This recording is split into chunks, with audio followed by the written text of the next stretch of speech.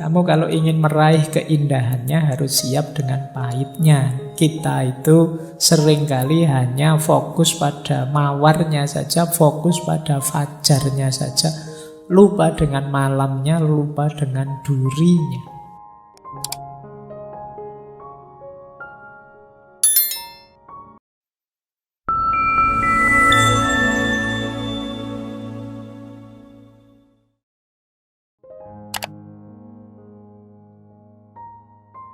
Assalamualaikum warahmatullahi wabarakatuh. Bismillahirrahmanirrahim. Setiap pengalaman, baik atau buruk, merupakan langkah maju dalam perkembangan jiwa manusia. Kegagalan dalam hidup tidak masalah. Kemalangan terbesar adalah masih diam seperti semula. Jadi kata Hazrat Inayat Khan, hidup itu ada baik, ada buruk, ada naik, ada turun biasa. Yang penting apapun yang kalian alami, jadikan itu pijakan untuk dirimu jadi lebih baik.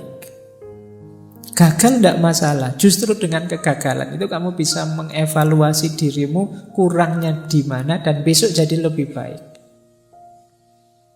Kemalanganmu terbesar adalah kamu mandek, tidak berkembang.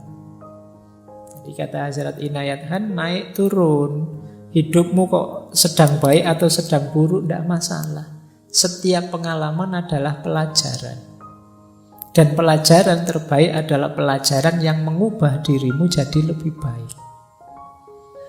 Berarti jangan terlalu kamu risaukan, Pak, saya kok nasibnya jelek terus, Pak, malang terus, Pak. Ya enggak apa-apa, itu berarti pelajaranmu berat terus.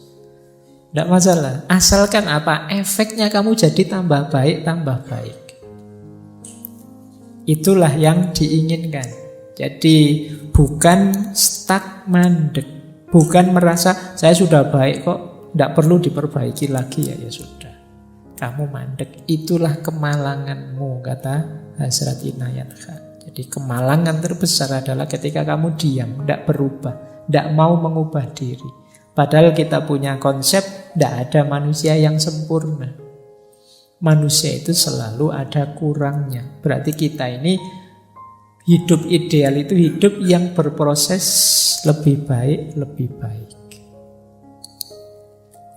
Kita lanjutkan. Kita semua sedang dalam perjalanan. Hidup itu sendiri adalah sebuah perjalanan.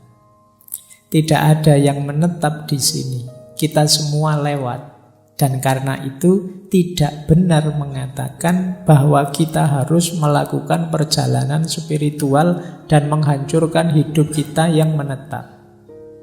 Kenapa? Karena tidak ada orang yang hidupnya menetap di sini. Semuanya gelisah dan semuanya dalam perjalanan. Kegembiraan hidup adalah kegembiraan perjalanan. Jadi kata Hazrat Inayat Khan, hidup ini proses perubahan perjalanan. Kalau kita tidak bisa menikmati perjalanan dan perubahan, ya kita akan sangat menderita dalam hidup. Karena itulah hakikatnya hidup. Mari kita melakukan perjalanan spiritual, tidak lagi berhenti di tempat kita. Kata Hazrat Inayat Khan, sebenarnya kalimat ini tidak tepat. Kita mau melakukan perjalanan atau tidak, hidup ini hakikatnya perjalanan. Bedanya ada orang yang menyadari dan mengarahkan perjalanannya sehingga dia bisa menikmati, ada orang yang tidak bisa menikmati perjalanannya. Menikmati perjalanan itu kan menikmati perubahan-perubahan situasi. Dari cinta kebersamaan jadi pisah sendiri-sendiri, ini kan perubahan-perubahan situasi. Kalau mental kita adalah mental perjalanan, siap menghadapi perubahan situasi, sepahit apapun pengalaman kita siap. Dan tetap bisa gembira. Jadi kalau ingin penderitaan itu terasa ringan, Ayo filosofi hidup kita geser ke bahwa hidup ini adalah perjalanan. Dalam perjalanan pasti saja suasana dan situasinya tidak mandek, tapi berubah terus. Dan kita siap, kita gembira. Justru menariknya perjalanan itu karena perubahan-perubahan. Baik, kita lanjutkan.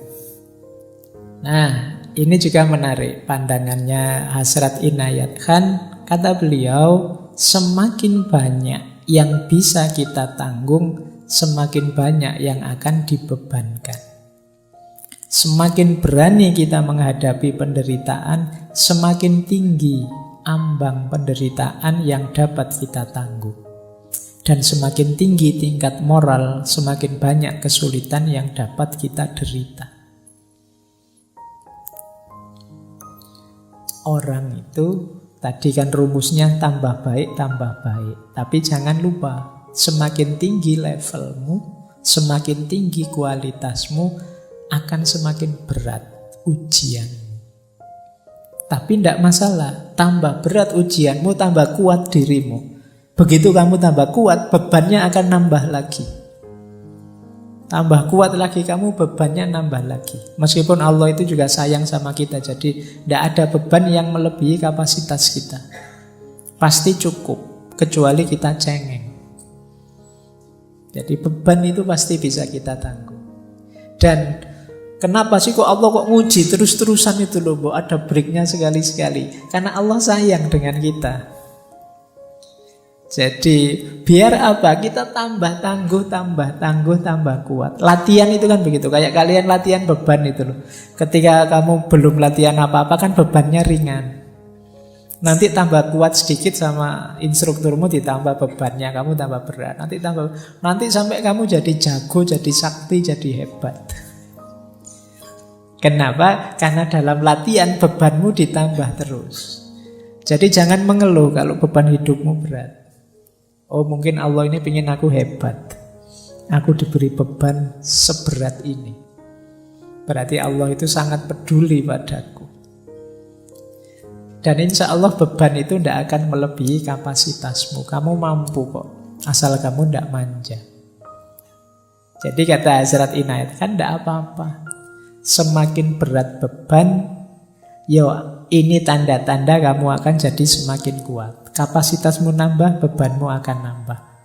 Ujian moral juga begitu. Semakin kamu baik secara moral, mungkin kesulitanmu juga akan nambah. Kamu semakin murah hati, mungkin diuji dengan kesulitan lebih besar daripada ketika kemarin kamu pelit. Kemarin pelit, temanmu menjauh semua. Sekarang murah hati, temanmu deket semua, temanmu utang semua, mau roti semua. Itu kan lebih sulit kamu. Tapi tidak apa-apa, kamu jadi lebih tangguh sekarang. Jadi itulah kalau bahasanya kaum Stoik kemarin, polanya, sunatullahnya dalam hidup ini. Jadi kalau teman-teman ngerti rumus-rumus ini, itu penderitaan apapun termasuk patah hati akan lebih terasa ringan, tidak terlalu berat. Baik, jadi kita mulai terbuka, ada beberapa wawasan yang menarik yang ditawarkan oleh para sufi untuk menawarkan patah hati kita, kesedihan kita. Oke, kita lanjutkan. Sekarang kita masuk ke gurunya Jalaluddin Rumi, Syekh Syamsuddin At-Tabrisi, Syekh Syamsu Tabriz. Ini sebelum ke Rumi ya, kita masuk ke beliau sebentar. Kata beliau begini, apapun yang terjadi dalam hidupmu, tidak peduli betapapun sulitnya hal itu, jangan memasuki lingkungan keputusasaan. Bahkan ketika semua pintu tertutup, Tuhan akan membuka jalan baru hanya untukmu. Berterima kasihlah. Sangat mudah untuk bersyukur ketika semuanya baik-baik saja. Tetapi seorang sufi bersyukur tidak hanya atas apa yang telah diberikan kepadanya, tetapi juga atas semua yang telah tertolak darinya. Nah, ini levelnya seperti Syekh Hasan Basri dan kawan-kawan tadi. Apapun kesulitanmu, seberat apapun bebanmu, kamu ingat-ingat satu rumus final ini, jangan putus asa. Itu saja. Ini gawang terakhir. Jadi kalau sepak bola itu, ini jangan sampai bobol. Bahwa pemain lapangan tengah jatuh, jungkir balik, backnya juga pontang-panting, tidak masalah. Tapi jangan bobol gawang terakhir. Gawang terakhirnya apa? Putus asa. Begitu kamu putus asa, itu tanda bahwa kamu tidak percaya lagi kepada Allah. Kamu lupa bahwa ada Allah, yang bagi Allah apa sih yang tidak mungkin. Orang yang putus asa itu kan sering pakai kalimat-kalimat, buntu sudah semua jalanku, gelap duniaku, aku gimana lagi ini. Kamu lupa masih ada Tuhan, masih ada Allah. Jadi Syekh Syamsul Tabriz mengingatkan kita, apapun kesulitanmu, apapun bebanmu, jangan biarkan gawangmu yang terakhir ini bobol, yaitu keputusasaan. Makanya putus asa itu kan kalau dalam Al-Quran disebut kekufuran. Karena apa? Karena orang yang putus asa berarti dia melupakan Allah, atau tidak percaya dengan kekuasaannya Allah. Kata Syekh Syamsul Tabriz, meskipun semua pintu rasanya tertutup, Allah masih bisa kok. Bukan membuka pintu, bahkan membuat pintu baru Allah bisa, yang tidak terbayangkan mungkin selama ini olehmu. Jadi tidak mungkin Pak lewat ini, lewat itu, lewat ini. Jalan yang saya hitung itu tidak ada yang beres. Itu kan hitunganmu. Jadi bagi Allah apa yang mustahil? Wong dari Masjidil Haram ke Masjidil Aqsa, dari Masjidil Aqsa ke Sidratul Muntaha, ya bisa dalam waktu semalam. Meskipun di medsos banyak orang yang mendebat, masuk akal. Masa namanya mukjizat ya memang tidak masuk akal. Kalau masuk akal ya tidak mukjizat namanya. Memang tidak harus masuk ke akalmu. Kalau bisa terjangkau oleh pikiranmu, oleh akalmu, itu masih biasa. Wong ini peristiwa luar biasa kok. Jadi banyak kemarin saya baca di medsos itu, naik ke langit ke-7. Langit itu apa? Pikirannya kan aneh-aneh. Jadi tidak masuk akal saya. Ya memang tujuannya tidak untuk dimasukkan akal. Akalmu tidak nyampe.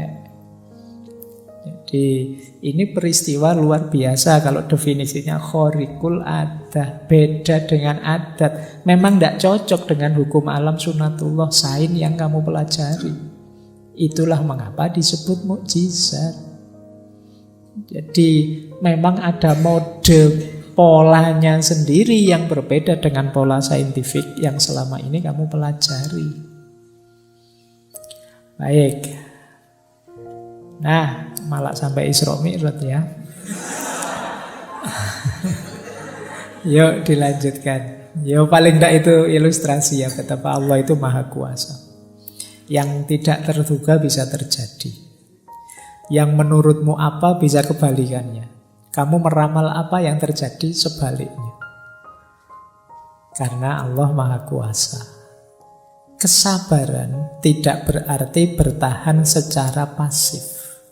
Kata Syekh Syamsuddin At-Tabrizi, sabar itu berarti berpandangan jauh ke depan untuk mempercayai hasil akhir dari suatu proses. Ini kalau pakai bahasa yang lain, sabar itu sama dengan orang yang optimis. Jadi kalau kita yakin hasilnya akan baik, ya kita mudah untuk sabar. Orang sabar itu justru visioner, dia pandangannya ke depan. Apa yang dimaksud dengan kesabaran? Nah, ini definisinya menarik. Syekh Syamsuddin At-Tabrizi ini. Sabar itu melihat duri dan juga melihat bunga mawarnya. Melihat malam dan juga melihat fajar. Jadi untuk sampai pada mawar ya harus tahu ada duri yang harus dilewati. Ini sabar. Untuk sampai fajar kita harus tahu harus melampaui malam. Ini sabar. Berarti apa? Untuk mencapai kesuksesan, kebahagiaan, ya kita harus siap sulit, siap menderita. Itulah mengapa jangan dikeluhkan penderitaanmu. Patah hatimu jangan membuatmu putus asa. Sabarlah, memang untuk bisa meraih keindahannya mawar, kamu harus sanggup melampaui durinya. Untuk bisa melihat indahnya fajar, kamu kan harus sanggup menahan hidup di malam hari. Kalau kalian mau melihat sunrise itu kan ya dibelani ngantuk-ngantuk malam tidak tidur, naik ke atas gunung sampai sana, alhamdulillah bisa kelihatan sekarang sunrise. Itu kan kamu ada tirakatnya, itu kan capek-capek menahan tidak tidur. Jadi ya meskipun setelah melihat sunrise kan kamu hasilnya kan bisa selfie-selfie, foto-foto, itu saja. Nah, hidup juga begitu. Kamu kalau ingin meraih keindahannya harus siap dengan pahitnya. Kita itu seringkali hanya fokus pada mawarnya saja, fokus pada fajarnya saja, lupa dengan malamnya, lupa dengan durinya. Itu yang membuat kita begitu dropnya ketika mengalami patah hati, ketika mengalami kesulitan hidup. Padahal justru kesulitan itulah yang akan mengantarkan kita pada keindahan. Ini pendapatnya Syekh Syamsuddin At-Tabrizi. Ketidaksabaran berarti menjadi picik untuk tidak dapat melihat hasilnya. Jadi orang tidak sabar itu ya hanya lihat pahitnya saja. Tidak lihat bahwa setelah pahit ada manisnya. Orang tidak sabar itu ketika melihat bunga mawar, sudahlah tidak usah mawar-mawaran, ada durinya kok. Nah, kenapa? Dia tidak tahan, dia hanya lihat durinya. Dia lupa bahwa kalau nanti bisa dapat mawar, indah loh itu. Ya kalau kamu tidak siap menunggu malam, ya kamu tidak akan ketemu indahnya fajar. Sudahlah, tidak usah nyari-nyari fajar, tidur saja enak misalnya, ya sudah. Ini yang disebut tidak sabar. Para pecinta Tuhan tidak pernah kehabisan kesabaran. Karena mereka tahu bahwa agar bulan sabit menjadi purnama dibutuhkan waktu. Tidak mungkin hari ini bulan sabit, besok langsung purnama. Kalau sudah begitu, kiamat itu berarti. Mesti kamu harus nunggu dulu waktunya. Dari bulan sabit jadi purnama ya paling tidak kamu nunggu 15 harian, setengah bulan. Itu pun purnama tidak seterusnya nanti jadi bulan sabit lagi. Itulah kehidupan. Kalau kamu kehilangan kesabaran, hidupmu akan sangat berat. Karena modenya hidup itu naik turun. Tidak mungkin orang hidup itu seneng terus, enak terus. Meskipun kamu pinginnya begitu. Hidup itu mesti ya kadang seneng, kadang tidak seneng, kadang enak, kadang tidak enak. Itu wajar. Siaplah menghadapi hidup yang seperti ini. Kunci bahagiamu justru di situ. Kalau kamu siapnya seneng saja, ya siap-siap hidupmu banyak stres, banyak depresi. Semoga tidak ada yang di sini hidupnya nyari susah saja. Kan ada orang itu yang kalau bisa sulit kenapa dibuat mudah, itu namanya nyari susah. Orang itu normalnya nyari senang, dia malah nyari susah. Kalau ndak rumit, ndak enak Pak, ndak asik Pak. Yo salahmu dewe kalau gitu. Baik, ya jadi orang yang normal-normal saja. Wajarnya kita mencari kebahagiaan, kesenangan, tapi kita harus sadar hidup ini ada kesulitan juga, ada problem juga, ada naik turunnya juga.